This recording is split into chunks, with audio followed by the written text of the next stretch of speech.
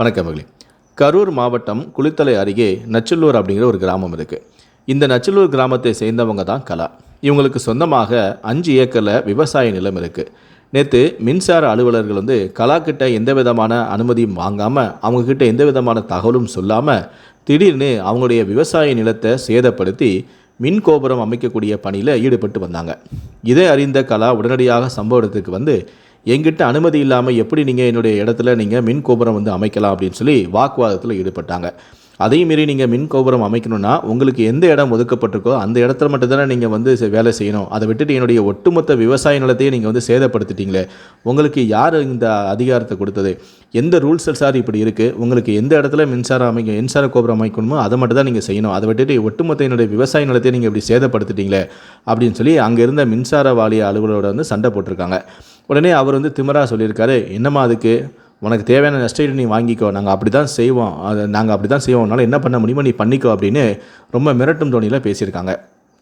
இந்த விவகாரத்தை தெரிந்த அந்த ஊர் மக்கள் உடனடியாக சம்பவ இடத்திற்கு அந்த மின்வார அலுவலர்கிட்ட வாக்குவாதத்தில் ஈடுபட ஆரம்பிச்சிட்டாங்க. அங்கே ஊர் மக்கள்லாம் அந்த அதிகாரிகிட்ட கேட்கும்போது அவர் என்ன சொல்கிறாருன்னா, ஆமாங்க நாங்கள் போட்டாச்சு, இப்போ என்ன செய்ய போகிறீங்க, உங்களுக்கான நஷ்டஈடை நாங்கள் கொடுத்துருவோம் அப்படின்னு ரொம்ப இதாகவே பேசுகிறாரு ஊர் மக்கள் வந்த பிறகு கூட. உடனே ஊர் மக்கள்லாம் கேட்குறாங்க, என்ன சார் எதுக்கு எடுத்தாலும் நஷ்டஈடுன்னு சொல்கிறீங்க, அவங்களுடைய இடம் பாதிக்கப்பட்டிருக்கு, அவங்ககிட்ட நீங்கள் அனுமதி இல்லாமல் நீங்கள் போட்டிருக்கீங்க, உங்களுக்கு யார் முதல்ல அதிகாரம் கொடுத்தது அப்படின்னு சொல்லி கேட்கும்போது, நீங்கள் மட்டும் என்ன சும்மாவா, நான் போட்ட பிறகு நீங்கள் சேதப்படுத்துறீங்களே அப்படின்னு சொல்லி அந்த பதிலுக்கு அந்த அதிகாரி வாக்குவாதத்தில் ஈடுபட்டார். உடனே ஊர் மக்கள் சொல்கிறாங்க, நாங்கள் இங்கே போட்டதே தப்புன்னு சொல்லிட்டு இருக்கோம், நீங்கள் அதை அவங்க டேமேஜ் பண்ணாங்கன்னு சொல்லி ஒரு குற்றமாக சொல்லிட்டு இருக்கீங்களே அப்படின்னு சொல்லி வாக்குவாதத்தில் ஈடுபடுறாங்க. உடனே அந்த அதிகாரி சொல்கிறாரு, சார் இனிமேல் எங்கிட்ட நீங்கள் பேசாதீங்க, இனிமேல் இந்த இஷ்யூ எங்கள்கிட்ட கிடையாது, நாங்கள் ரெவன்யூ டிபார்ட்மெண்ட்டுக்கு மாற்றிட்டோம் அப்படின்னு சொல்லி ரொம்ப அசால்ட்டாக பதிலும் சொல்கிறாரு. அந்த அதிகாரி அலட்சியமாக சொல்கிறாரு, நாங்கள் அந்த பெண்கிட்ட கேட்டோம், அவங்க போடக்கூடாதுன்னு சொல்லிட்டாங்க அப்படின்னு சொல்கிறாரு. அப்போது பதிலுக்கு அங்கேருந்து மக்கள் ஒருத்தர் கேட்குறாரு, நீங்கள் கேட்டீங்க அவங்க போடக்கூடாதுன்னு சொல்லிட்டாங்களே, பின்ன எப்படி சார் நீங்கள் விவசாயம் நடந்துகிட்டு இருக்கும்போதே அந்த விவசாயத்தை அழித்து நீங்கள் எப்படி போடலாம் அப்படின்னு சொல்லி பதிலுக்கு கேட்குறாரு. சார் நாங்கள் விவசாயத்தை அழிச்சிட்டோம் அப்படின்லாம் நீங்கள் சொல்லாதீங்க சார், அதுக்கும் நாங்கள் காம்பன்சேஷன் கொடுப்போம், அதுக்கும் நாங்கள் நஷ்டஈடு கொடுப்போம் அப்படின்னு திரும்ப அதை தான் சொல்கிறாரு.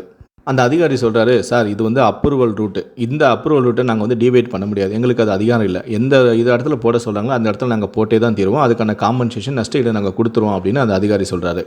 சார் எங்களுக்கு ரூல்ஸ் தெரியும், நீங்கள் முதல்ல இந்த மாதிரி நாங்கள் செய்ய போகிறோம் அப்படின்னு சொல்லி ஒரு கருத்து கணிப்பு கூட்டத்தை நீங்கள் போட்டிருக்கணும், அந்த கூட்டத்தில் என்ன முடிவு எடுக்கிறாங்களோ அதுபடி நீங்கள் நடந்திருக்கணும், நீங்கள் கூட்டம் எதுவுமே போடலை, இவங்ககிட்ட அனுமதி எதுவும் நீங்கள் வாங்கலை, உங்கள் இஷ்டத்துக்கு நீங்கள் இடத்த சேதப்படுத்திட்டு அதுக்கப்புறம் நான் உங்களுக்கு நஷ்டஈடு கொடுப்போம் அப்படின்னா என்ன நினச்சிட்டு இருக்கீங்க, நாங்கள் எங்களுக்கெல்லாம் ரூல்ஸ் எதுவும் தெரியாது நினச்சிட்டு இருக்கீங்களா அப்படின்னு சொல்லி அங்கே இருந்த ஒருத்தர் நபர் ஏறுறாரு.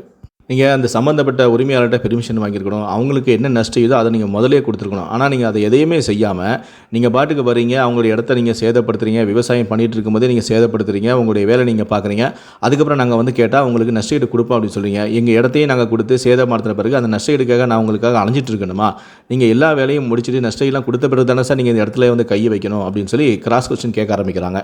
உடனே அந்த அதிகாரி சொல்கிறாரு, சார் இது உடனே நாங்கள் செய்யலை, இது 2-3 மாதமாக நடந்துகிட்டு தான் இருக்குது, 2 பஞ்சாயத்துலேருந்து எங்களுக்கு லெட்டரும் கொடுத்துருக்காங்க, இப்போ விவசாயம் பணி நடந்துகிட்டு இருக்குது, அந்த வேலை முடிஞ்ச பிறகு நீங்கள் போடலாம் அப்படின்னு சொல்லி எங்களுக்கு லெட்டரும் கொடுத்துருக்காங்க அப்படிங்கிற மாதிரி அந்த அதிகாரி சொல்கிறாரு. நாங்கள் அவங்க 2 மாதத்துக்கு அப்புறம் பண்ணுங்கன்னு சொன்னதால் நாங்கள் இதனால் வரைக்கும் நாங்கள் அந்த வேலையை பண்ணாமல் நிறுத்தி வச்சுருந்தோம், இப்போ தான் நாங்கள் அந்த வேலையை செஞ்சுருக்கோம் அப்படின்னு சொல்கிறாரு. இப்படி அந்த அதிகாரிகிட்ட அந்த பகுதியை சேர்ந்த மக்கள் வாக்குவாதத்தில் ஈடுபட்டதும் இது குறித்து ஒரு தகவல் உடனடியாக அந்த பகுதியை சேர்ந்த காவல் நிலையத்துக்கு தெரிவிக்கப்பட்டிருக்கு.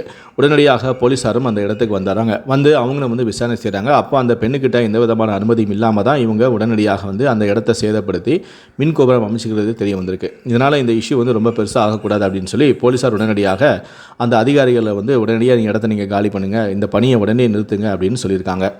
இதனால் குளித்தலை போலீஸாருடைய அறிவுறுத்தலின் பேரில் அந்த மின் வாரிய ஊழியர்களும் பணியாளர்களும் தங்களுடைய வேலையை உடனடியாக நிறுத்திவிட்டு அந்த அதிகாரி எல்லாருமே அந்த இடத்த விட்டு அங்கிருந்து போயிருக்காங்க.